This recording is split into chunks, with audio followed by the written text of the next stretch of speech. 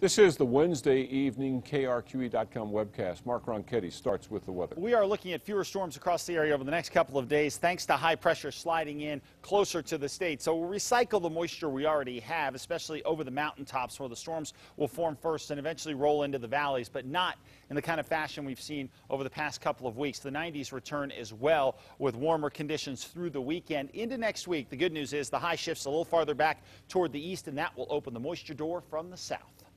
Accused child killer Noe Torres finally faced a judge today after nearly 7 years on the run. He had an arraignment in Clovis this morning. He was allegedly part of a gang that fired shots into a Clovis apartment in 2005. One of the bullets killed 10-year-old Carlos Perez as he slept.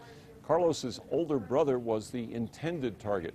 The other suspects were caught and convicted, but Torres fled to Mexico, where he was finally captured just last January. He pled not guilty today to first-degree murder and other charges. Some of the dead boy's family were there. You know, people say that time heals it all, and it gets better with time, but it really doesn't.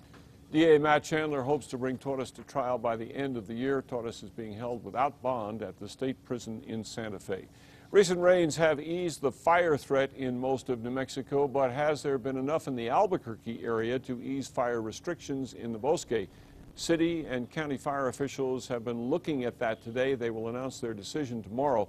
Parts of the Albuquerque Bosque were closed 2 weeks ago at the peak of the long dry spell.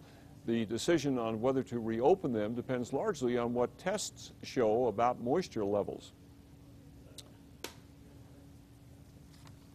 And we'll find out those results again tomorrow. That's our news for now. Join us for the latest news tonight on KRQE News 13 at 10.